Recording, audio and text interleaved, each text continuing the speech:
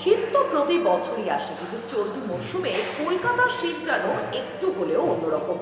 ভোরের ঘন কুয়াশা, সারাদিন হিমেল হাওয়া, আর সন্ধ্যা নামলেই হাড় কাঁপানো ঠান্ডা। অনেকেই বলছেন যে এমন শীত তো আগে কখনো দেখিনি, কিন্তু প্রশ্ন হলো কেন? এই যে চলতি মরশুমে কেন এতটা হিমশীতল কলকাতা? চলুন সহজ করে বুঝে নেওয়া যাক। প্রথম কারণ আমি বলি, সেটা হলো উত্তরের ঠান্ডা হাওয়া। এই যে শীতের সবচেয়ে বড় কারণ, তা হলো উত্তর ভারতের প্রবল ঠান্ডা হাওয়া।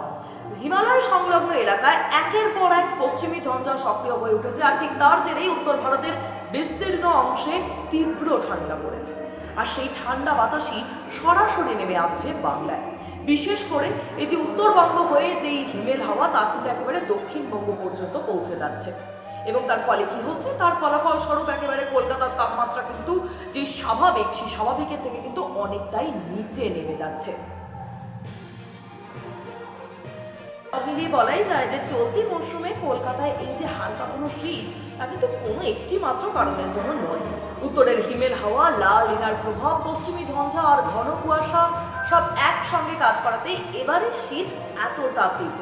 আর ঠিক এই বিষয় নিয়ে টাইমস নাও খবরকে আবহাওয়াবিদ প্রসূন ঘোষ জানিয়েছেন যে দিনের যে সর্বোচ্চ তাপমাত্রা কলকাতা এবং পার্শ্ববর্তী এলাকায় কিন্তু অনেকটাই কম। এর কারণ হচ্ছে ঘন কুয়াশা এবং মেঘাচ্ছন্ন আবহাওয়া। সূর্যের আলো কম থাকার কারণে ভূপৃষ্ঠ গরম হচ্ছে না, এবং এর ফলে সর্বোচ্চ তাপমাত্রা কমে আছে। আর ঠিক এর কারণেই আগামী কয়েকদিনে এমন আবহাওয়া বজায় থাকার কারণে সর্বোচ্চ তাপমাত্রা 19 থেকে 22 ডিগ্রির মতন থাকবে, যা স্বাভাবিকের থেকে কিন্তু অনেকটাই কম। আর ঠিক এই কারণেই শীত শীত ভাব কিন্তু অনেকটাই কম অনুভূত হবে। আর তিনি কি জানিয়েছেন, শুনুন। দিনের যে সর্বোচ্চ তাপমাত্রা থাকে, যেটা সাধারণত 24 ডিগ্রি বা 23 ডিগ্রি সেলসিয়াসের কাছাকাছি থাকে, সেটা কিন্তু বর্তমানে কলকাতা এবং তার পার্শ্ববর্তী অঞ্চলে অনেকটাই কম।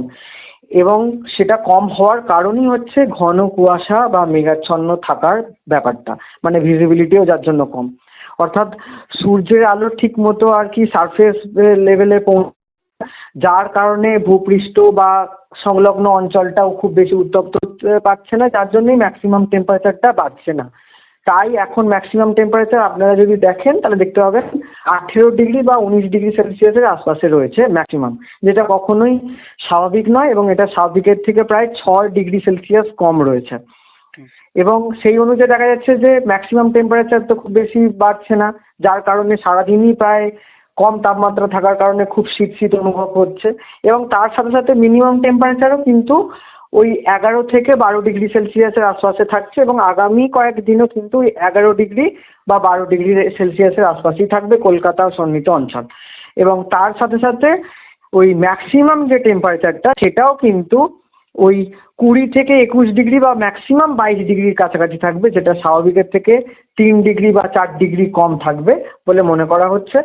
যার কারণে শীত শীত ভাবটা অনুভবটা বেশি অনুভব হবে, এবং যার কারণে রিয়েল ফিল যে টেম্পারেচারটা আমরা দেখতে পাচ্ছি, সেটাও কিন্তু স্বাভাবিক বা স্বাভাবিকের থেকে অনেকটাই কম রয়েছে।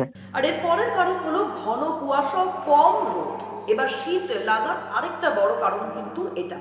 রাত থেকে সকাল পর্যন্ত কুয়াশার চাদরে ঢেকে যাচ্ছে গোটা এলাকা। এর ফলে সূর্যের আলো ঠিকভাবে মাটিতে পৌঁছচ্ছে না। সূর্যের তাপ না পেলে দিনের বেলাতেও ভূপৃষ্ঠ গরম হয়, ফলে দিনের সর্বোচ্চ তাপমাত্রা স্বাভাবিকের থেকে 5 থেকে 6 ডিগ্রি পর্যন্ত কিন্তু কমে যাচ্ছে। আর তাই পারদ 14 থেকে 15 ডিগ্রি থাকলেও শীত অনেকটা বেশি কনকনে অনুভূত হচ্ছে। তাহলে আগামী কয়েকদিনে কি হবে, কি হতে পারে?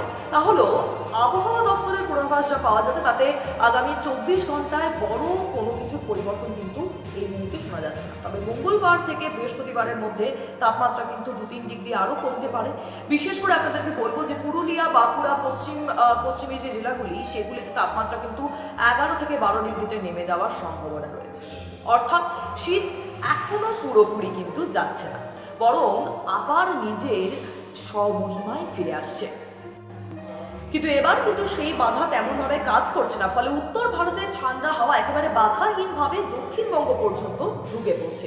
আর ঠিক এর ফলেই কলকাতা সহ দক্ষিণবঙ্গের জেলাগুলিতে তাপমাত্রা কিন্তু স্বাভাবিকের তুলনায় অনেকটাই কমে গেছে। এর পরের কারণ আপনাদেরকে বলবো, তা হলো সমুদ্রের জল স্বাভাবিকের থেকে বেশি ঠান্ডা থাকলে তাতে লা লিনা তৈরি হয়। এই লা লিনার প্রভাবে ভারতের শীতকালে ঠান্ডা হাওয়ার প্রবাহ কিন্তু বেড়ে যায়, বিশেষ করে পূর্ব উত্তর পূর্ব ভারতের দিকে শীত অনেক বেশি অনুভূত হয়। আর ঠিক এই কারণে চলতি মরশুমে কিন্তু পশ্চিমবঙ্গেও শীত স্বাভাবিকের তুলনায় অনেক বেশি অনুভূত হচ্ছে।